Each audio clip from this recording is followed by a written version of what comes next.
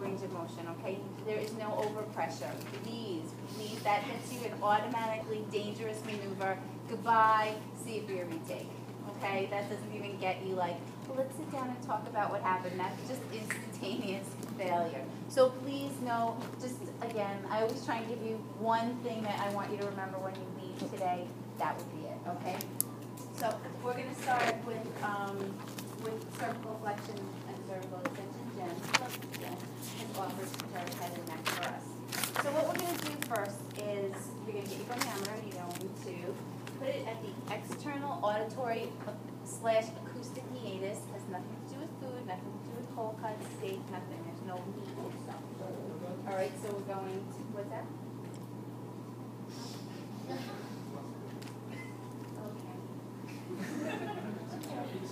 All right, so where we're going to start first, if you look at your book, we're going to start the axis of rotation is going to be at the external auditory hiatus. All right, and the stationary arm is going to be parallel to the floor. So that's going to be parallel this way, your stationary arm. Your moving arm is going to intersect the inferior portion of the nose. So that's going to come on right on down there. Okay? All right. What you're going to do is you're going to ask your patient, obviously first, Jen, can you bring your chin down towards your chest, bring your nose down to the floor? Good. What you don't want to see, give me a turtleneck. Look at turtleneck. That's double chin. You don't want to see, but you don't have a double chin. But you don't, that's not what you want to see. You want the motion to be pure cervical flexion. So you want them to just basically look down at the floor. You don't want them to chin up, you don't want them to see all like stuff. But you want it to be pure cervical motion. So we're going to go back, line up again. External auditory hiatus, parallel to the floor, inferior portion of the nose. And I'm going to ask you, you can do this sitting down, you can do this standing up. I figure for me it's a little bit easier. You want to make sure that the patient's sitting all the way back in the chair. Just all the way back, feet flat on the floor. Thank you. All right, Jen, I'm going to ask you now. I'm going to measure here. And I'm going to ask you to just bring it straight down to the floor, down here, shorts there. Good. All right. What's that?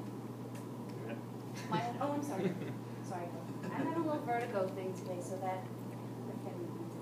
That's not good. That's not good. All right, so I'm going to bring her down. I'm going to just check. Before I give my measurement, I'm going to look. I'm going to be right in front of her this way. I'm just for demonstration purposes. I'm standing to the side. But I'm going to make sure that's right by her nose. How everything's all good. What's typical range of motion for cervical flexion? Okay. Were these in the book? 30. I have Jen at about Are they in the book? 34. In the little blue book? Yeah. All right. It's pure Never mind, you don't cervical look now. motion. It could be her neck muscles are tight. She could still be holding some stress from Tuesday. Yes. So, but make sure that when you measure, those are your landmarks. That's where you're measuring. Make sure that what other compensations might you think your patient might be able to do.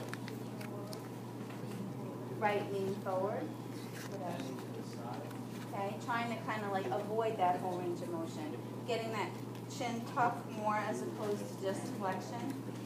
What else? What else? What might look like we're getting our shoulders down a little, right? It looks like I have great range of motion now because I just tucked my head between my shoulders, but my shoulders are up here. Okay, so shoulder elevation of the shoulders. Okay, scapular elevation. Okay.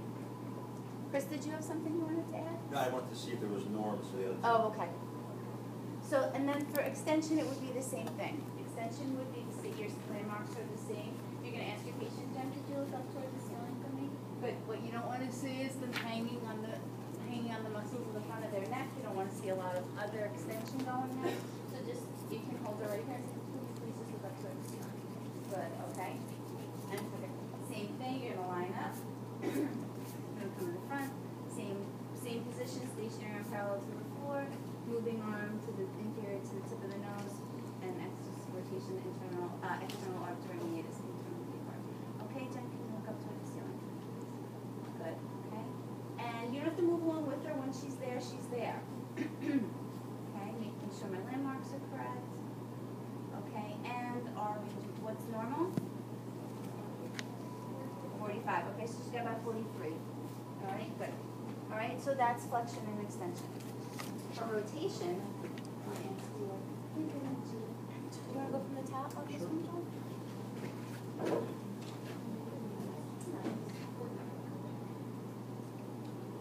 and as you can see, our lovely model in the lab manual is no other than Dr. Joel Norman. Right. Just wanted to point that out. You could write 75 and 60 down for the next two for your norms, because there's no norms in your book. So for rotation number 3, it's going to be 75, and for side bending, 60. All right, so put those down there, nowhere else to be found. So we should see your writing in your books, or somewhere. Cervical lateral flexion should be 60? Cervical lateral Okay. flexion is 60. The one that Dr. Paul is doing now is rotation at 75. Right? All right, so for rotation, typically I might want to be up a little bit higher, but we'll kind of deal with it. So your axis of rotation for cervical rotation is center of the head, so boop, right down, okay? All right, stationary arm is parallel to the acromion process, so you're going to go to the ends of the shoulder, you're going to palpate there, and you're going to line her up there. So for Jen, it's like the first stripe on her split. Okay? And your moving arm is going to be intersecting the nose. So it's always good to kind of be above the patient so you can make sure that they're intersecting the nose. For all intents and purposes, I'm going to pretend that I can see that. Is that? Yeah, or there. Okay? So now you're going to ask the patient, Jen, can you turn and look over there at your friends?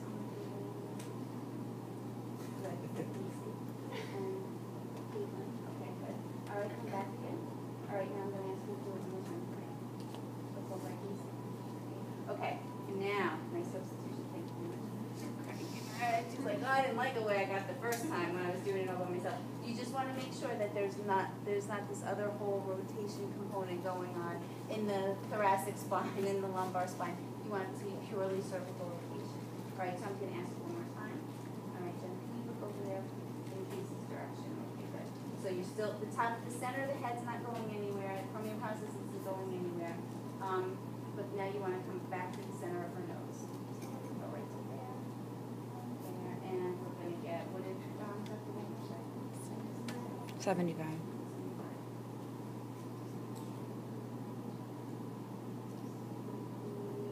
She's got about 70, okay? So not bad. If you have older folks, you may not expect to get the same, obviously, get the same range of motion. In older folks, people with osteoarthritis, other types of people in motor vehicle accidents that are coming to you with neck pain, neck problems. So know what the norms are so that you can determine what's going on.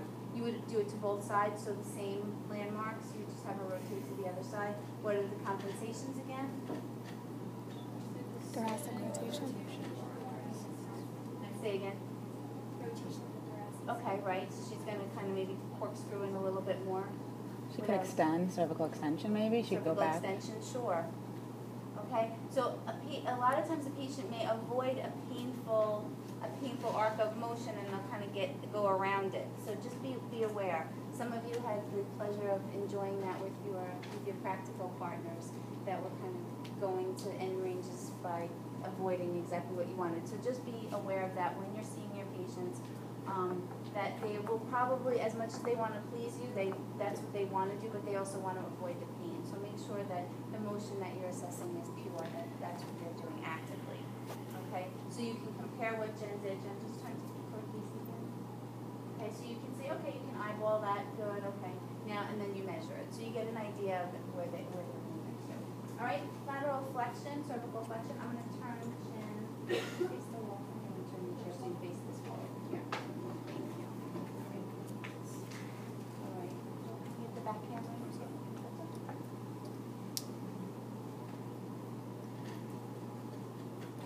Okay. All right, so for lateral flexion, everybody do lateral flexion when you're in. Okay? And for those of you who are feeling stressed, you probably feel a little uncomfortable. For those of you who went for a massage or a manicure, pedicure on Tuesday, good job. I wish I did. So we're going to go, this is why we need to know C7, all right? So our axis of rotation is going to be at C7. What I'm going to recommend is that if you can't see it, don't just say, okay, it's somewhere over here. Make sure that you can see that landmark, okay? That's always important. All right, so for Jen, I'm going to palpate down her spine. How am I going to make sure that I'm on C6 or C7? Have her Okay.